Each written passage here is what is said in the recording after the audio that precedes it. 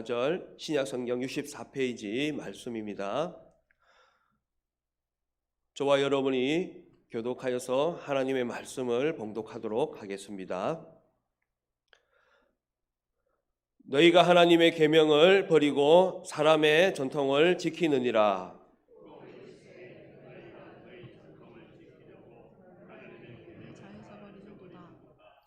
모세는 내 부모를 공경하라 하고 또 아버지나 어머니를 모욕하는 자는 죽임을 당하리라 하였거늘 너희는 이르되 사람이 아버지에게나 어머니에게나 말하기를 내가 드려 유익하게 할 것이 고르반 곧 하나님께 드림이 되었다고 하기만 하면 그만이라 하고 자기 아버지나 어머니에게 다시 아무것도 하여 드리기를 허락하지 아니하여 너희가 전한 전통으로 하나님의 말씀을 폐하며 또 이 같은 일을 많이 행하니라 하시고 함께 읽겠습니다.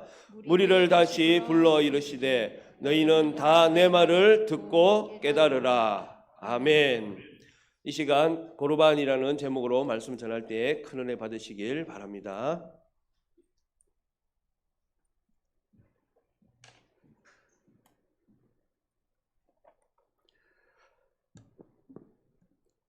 경북대학교 대학 총장님의 고백적인 칼럼입니다.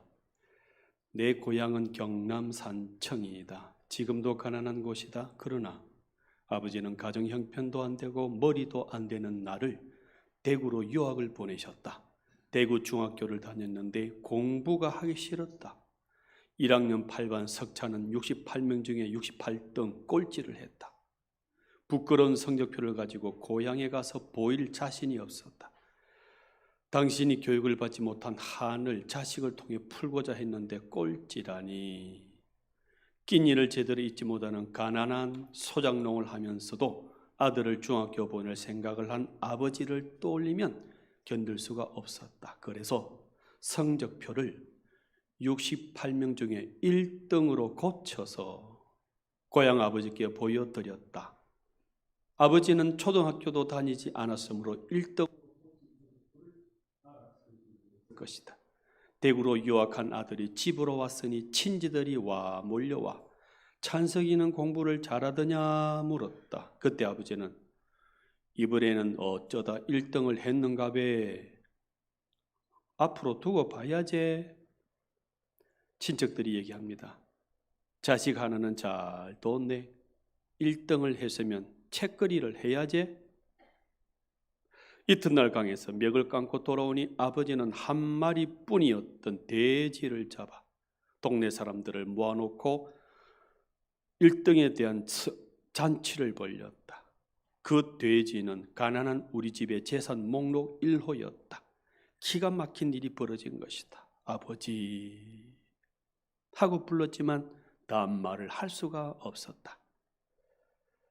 겁이 난 나는 강으로 달려갔다. 죽어버리고 싶은 마음에 물속에서 숨을 안 쉬고 버티기도 했고 주먹으로 내 머리를 내리치기도 했다. 이 충격적인 사건 이후 나는 달라졌다. 항상 그 일이 내 머리에 맴돌고 있었기 때문에 죽으라고 공부했다. 그 후로부터 17년 후 나는 대학 교수가 되었다. 그리고 나의 아들 민우가 중학교 입학했을 때 내 나이 45세가 되던 어느 날 아들과 함께 부모님 앞에 33년 전의 일을 사과하기 위해서 입을 열었다. 어머니, 저 중학교 1학년 때의 1등은요 하고 말을 시작하려고 하는데 옆에 앉아 계시던 아버지께서 알고 있었다. 그만해라. 민우 손자가 듣는다. 고 하셨습니다. 자식의 위조한 성적표를 알고도 재산 목록 1호인 돼지를 잡아 잔치를 하신 부모님 이 마음을 박사이고 교수이고 대학 총장인 나는 아직도 아버지의 깊은 마음을 알 수가 없다. 그 헤아릴 수 없는 깊은 사랑을 지금도 잘 모르겠다. 전 경북대 총장 박찬석 박사의 고백입니다. 만약에 이 아버지가 네 놀면서 거짓말하고 돌아다닐 때 알아봤다. 또 거짓말하고 돌아다녀?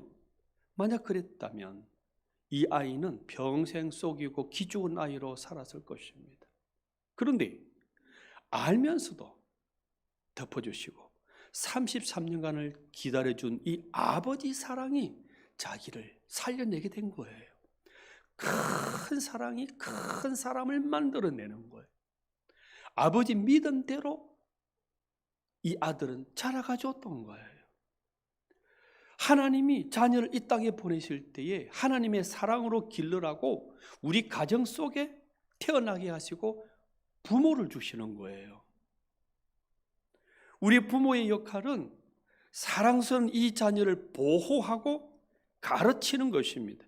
내 자식이 아니라 하나님께서 맡기신 하나님의 자녀이기 때문에 하나님의 그 사랑으로 잘 길러달라고 우리에게 맡기신 하나님의 피부치라는 것입니다. 그래서 귀하게 여기고 존중하며 잘 키워야 될 내 소유물이 아니라 하나님의 자녀라는 것입니다. 에베소서 5장 21절 같이 읽어볼까요? 시작. 항상 아버지 하나님께 감사하며 그리스도를 경외함으로 피차 일방적으로 복종하라 안 그랬어요. 아버지도 엄마도 자녀에게 복종해야 돼요. 상전이라고 연장자이기 때문에 무조건 나한테 복종해라가 아니라니까요. 서로 복종하시고 서로 귀하게 여기고 서로 존중히 여기는 가운데서 순종이 나오고 사랑이 나오고 이렇게 어우러지는 거예요. 부부지간에 부모와 자녀지간에 피차 존중하고 피차 복종하고 피차 복종해 나가는, 그래서 분노를 쌓지 아니하는, 왜요? 하나님의 자녀이기 때문에, 내 것이 아니기 때문에 그렇게 하나님의 사랑으로 길러달라고 하나님이 우리 가정에 맡겨 놓았던 것입니다. 우리는 부모이면서 동시에 자녀라는 이중적 위치를 가지고 있어요. 그래서 위로는 부모님께 효도를 하고 아래 자녀에게는 사랑과 가르침을 베풀어야 될 이중적 위치가 있는 것입니다. 여러분, 아들을, 자부를 함부로 대하지는 않으셨는지요? 내 것이냐, 내 체면을 위한 도구이냐 함부로 막 대하지는 않으셨는지요? 그 자녀들이, 그 자부들이, 그 사위들이 혹시 마음속에 분노를 품고 있지는 않는지, 결혼을 했다면 아들과 자부는 독립된 가정으로 존중해 주셔야 돼요. 맡겨 놓으셔야 돼요. 여전히 우리는 이 자녀를 내 것이냐 간섭하고 조정하고 내 뜻대로 애착을 가지고 하고 있지는 않는지 돌아봐야 한다는 것입니다. 그러면 자녀로서는 부모님께 어떻게 할까요? 두 가지를 말씀합니다. 첫째는 순종이고 두 번째는 공정이다, 이렇게 말씀을 하고 있습니다. 오늘 본문에 보시게 되면은 하나님께 들으시면, 하나님께 사랑을 드리고 섬기고 했으면 부모한테까지 할 필요 있겠냐 하면서 이렇게 태만이 있는 자녀에 대해서 하나님께서 우리에게 말씀을 하고 있습니다. 10절 11절 같이 한번 읽어볼까요? 시작. 내 부모를 공경하라 하고 또 아버지나 어머니를 모욕하는 자는 죽임을 당하리라 하였거늘 너희는 이르되 사람이 아버지에게나 어머니에게나 말하기를 내가 드려 유익하게 할 것이 고르반 곧 하나님께 드림이 되었다고 하기만 하면 그만이라 하고, 집에 우리의 가정을 따뜻하게 만들 고기가 되는 양, 또 양털을 공급하는 양이 있어요.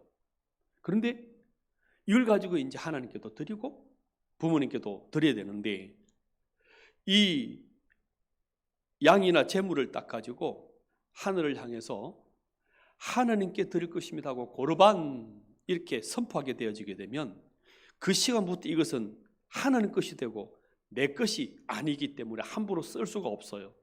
그래서 성전에 가서 하나님께 예물로 드려야 되는 고르반, 하나님께 드려진 것이 되는 거예요. 그런데 문제는 뭐냐면 하나님께 드렸기 때문에 부모님께는 안 드려도 된다고 입을 싹 닦는 거예요.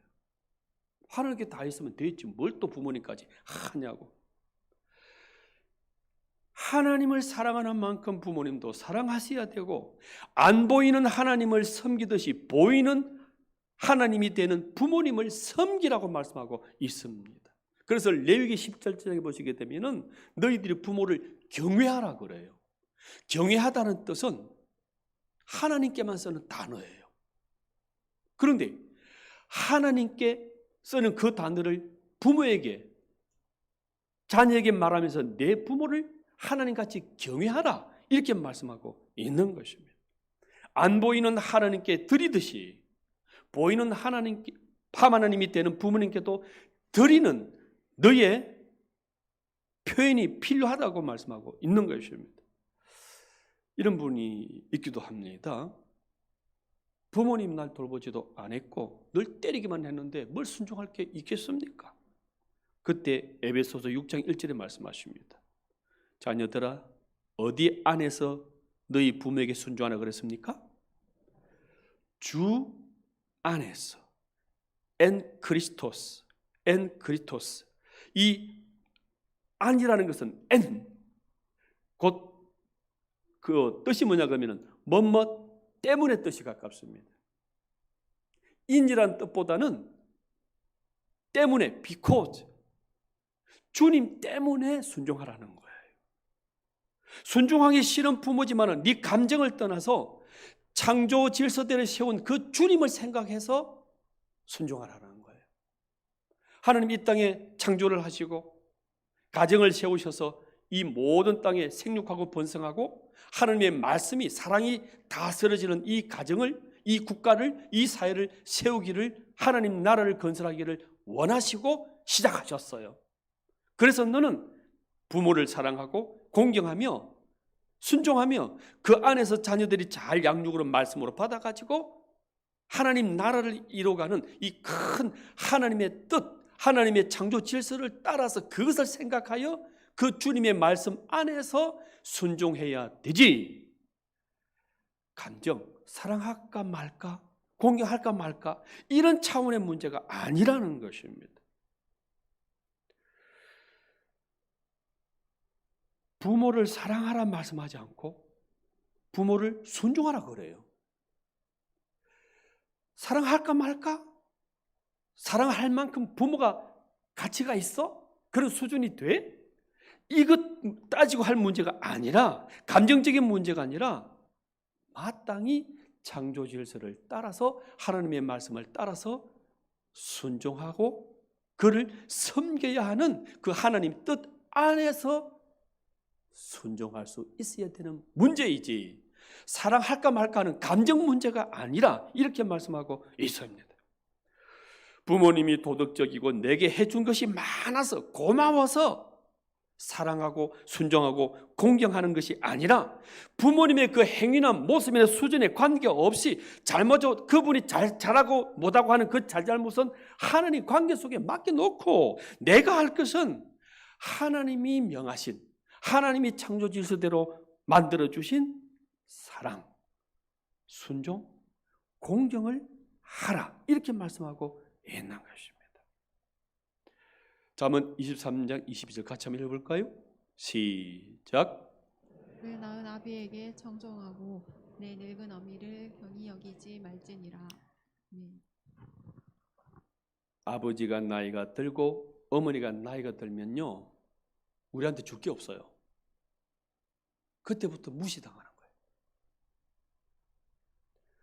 늙어지고 무력하니까 무시하는 거예요. 그때 너희들은 청종하고 경히 여기지 말고 더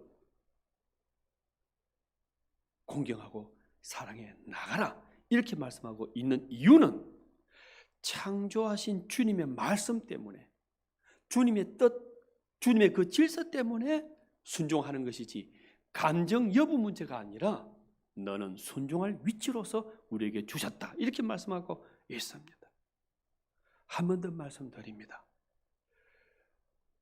나에게 해준 것이 없어서 부모 같지도 않은 부모인데 효도해야 된다고요? 부모도 사람이기 때문에 완전하지가 않습니다. 그분도 이 땅에 태어나셔가지고 가난과 경쟁과 부도나고 얽히고 설키고 또 위로부터 받은 그 상처들, 그분들도 그 피해자예요. 부모가 항상 좋은 것만 주신 것도 아니에요. 하나님도 마찬가지입니다. 우리 하나님께서 우리에게 늘 좋은 것만 주시지 않았고요, 아픔도 주시고요, 채찍질도 주시고요, 고통도 주시고 다양한 인생을 훈련시키듯이 우리 부모님도 우리에게 크고 작은 문제들로 다양한 훈련을 시켜주신 거예요. 이런 생각 해보셨나요? 만약에 저나 여러분이 소의 자녀로 태어났다면 어떻게 살았을 것 같아요? 돼지 자녀로 태어났다면 여기 살아있겠습니까? 저 지금 식당에 국밥에 가 있지. 인간의 자녀로 태어났다는 이것 자체가 얼마나 놀라운 것이고, 그 인간의 자녀로 태어날 때 우리 부모님을 통해서 태어나게 해주신 것이 얼마나 감사한지를 알아야 된다는 거예요. 그리고 그 핏덩이를 그 어머니 아버지의 모든 불평과 고통을 다 내두고 오직 이 핏덩이 하나 살리고 키우고 보았는데 생애를 바쳤잖아요. 그래서 너는 마땅히 순종하고 섬겨야 한다, 이렇게 말씀하고 있습니다. 제가 어릴 때 3, 4살 때였을까 모르겠어요. 배가 고파갖고 엄마 젖 좀 줘. 배고파 죽겠어.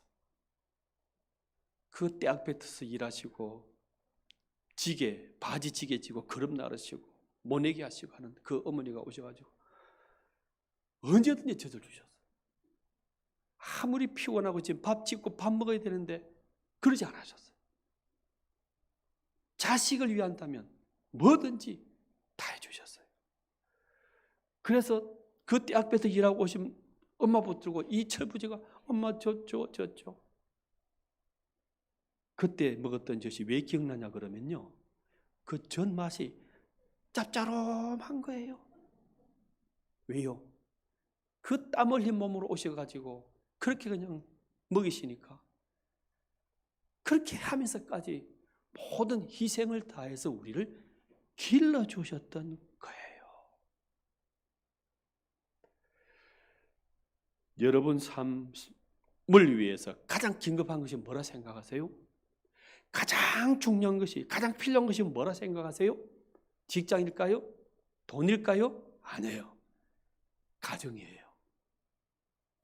이 가정에서 부모님이 우리를 그렇게 잘 살아갈 수 있도록 모든 기초와 보호와 교육을 시켜주시기 때문에 직장이나 국가가 아니라 부모님이 가장 귀한 것이고 큰 헌신을 하신 것이고, 그 부모님 때문에 우리는 이렇게 지금 살아서 이렇게 기뻐할 수 있도록 존재하고 있는 거예요.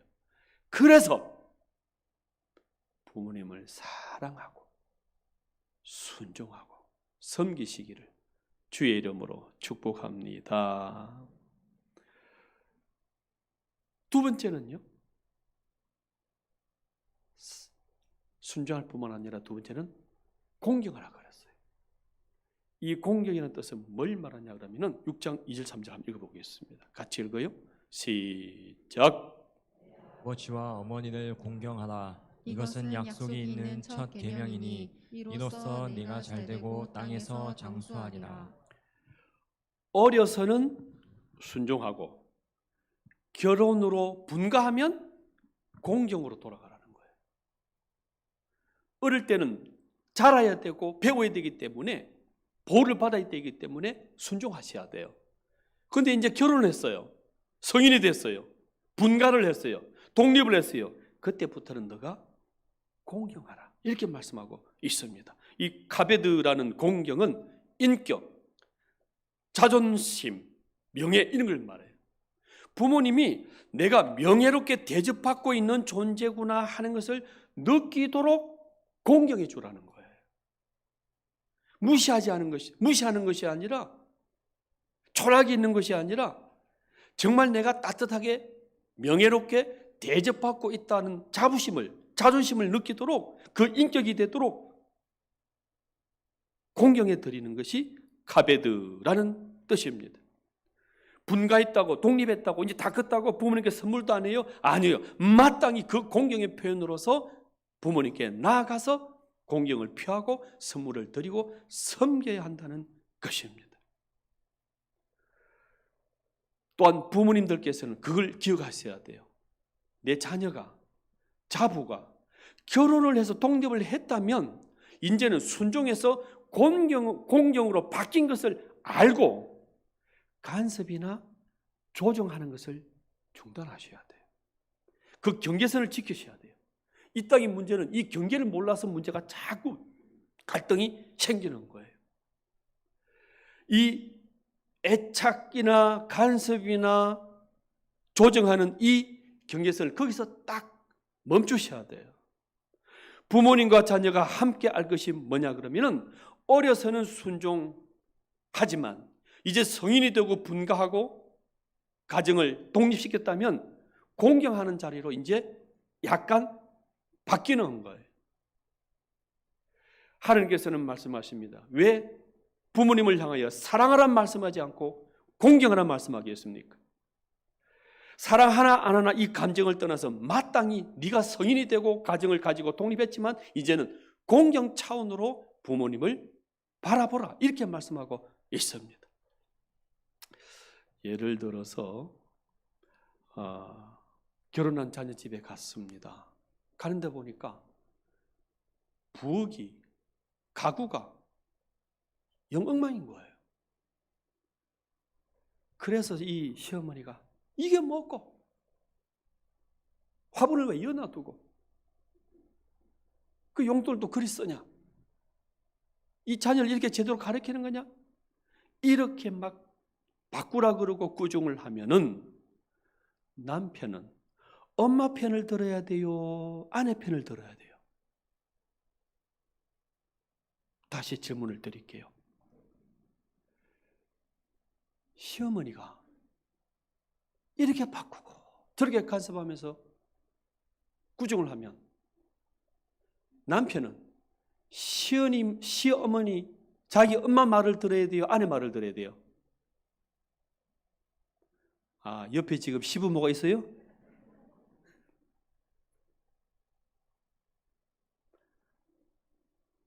그때 공경이 있어야 돼요. 공경. 부모님 하시는 그 말씀은 거부하지 마십시오. 딱 공경이 들으십시오.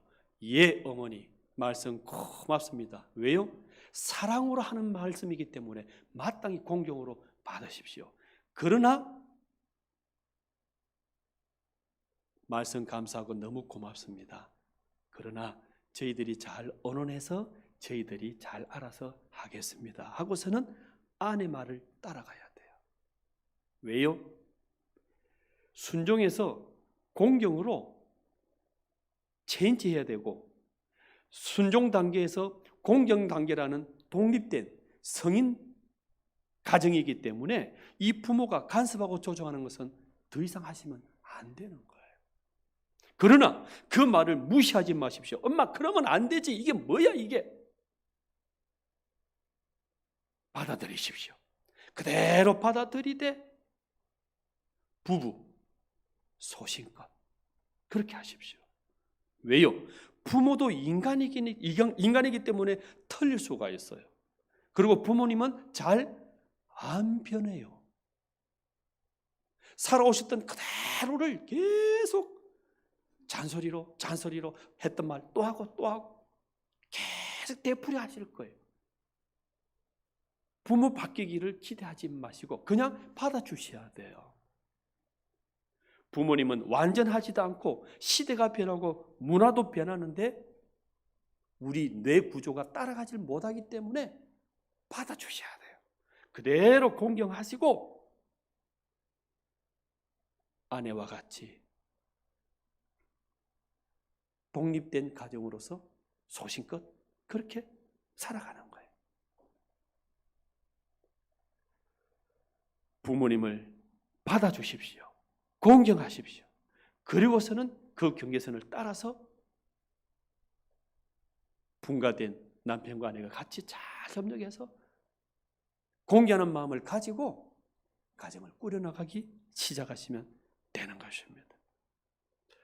우리 부모님을 잘 공경하시고 또한 자녀를 잘 사랑으로 양육하는 우리 연중의 모든 가정 되시기를 주의 이름으로 축복합니다. 그런데 내가 순종하고 공경할 부모님이 없어요. 병으로 돌아가시고 나이가 들어 돌아가 버리신 거예요. 나는 누구한테 효도할까요? 그때 하나님께서는 말씀하십니다. 너 옆에 내가 너 부모, 성일 부모를 두었다 말씀하고 있습니다. 마태복음 12장 같이 읽어볼까요? 시작. 누구든지 하늘에 계신 내 아버지의 뜻대로 하는 자가 내 형제요 자매요 어머니이니라 하시더라.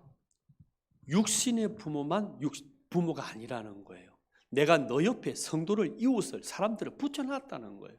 그 사람들을 섬기는 그것이 바로 부모 섬기는 것이고 형제 돌보는 것이다. 이렇게 말씀하고 있습니다. 곧 이웃이 그 성도가 부모고 가족이다. 곧 확장된 가족으로서의 부모를, 어르신을 우리에게 교회 안에 주었다. 너 이웃에 살게 했다. 이렇게 말씀하고 있습니다. 그래서 모두가 하나님의 구원받은 자녀로서 그 가족으로 살아가도록 순종하고 공경하고 사랑을 베풀어서 모두가 하나님 아버지를 부르는, 하나님 아버지 이름을 부르는 자녀로 살아갈 수 있도록 너가 그렇게 부모에게, 이웃에게, 성도에게 순종하고 공경의 삶을 살아가도록 말씀하고 있는 것입니다. 육신의 부모님뿐만 아니라 여러분 옆에 계시는 그 성도님, 여러분 집에 옆에 사시는 그 모든 이웃들을 사랑하고 섬기고 효도하시는 저와 여러분 되시기를 바랍니다. 코로나 때문에 지금 심히 모든 게 단절되어 버렸어요. 봉쇄되고 다 죽었어요. 주변 이웃 성도들에게 사랑의 생필품 꾸러미를 만들어서 그렇게 섬기기를 원하는 거예요. 작은 개척 교회들이 문을 닫고요. 선교사님들이 모든 복음 전하는 이 삶들이 위축돼 버렸어요. 다 막혀 버렸어요. 막힌 혀를 뚫어내듯이 막힌 사랑에 막힌 경제를 누가 뚫어내야 돼요. 그때 너가 부모처럼 섬기듯 하나님 확장된 그 가정을 섬기듯 너가 그렇게 섬기라는 거예요. 너가 그렇게 구제하라는 거예요. 그래서 우리 가정을 또 이 코로나 어려움을 당하고 있는 이 모든 이웃들에게 부모 섬기듯이 하나님 나라라는 이 가정을 이루는 것처럼 구제하고 베푸시고 섬기는 저와 여러분 다 되시기를 주의 이름으로 축복합니다. 우리 찬송가 199장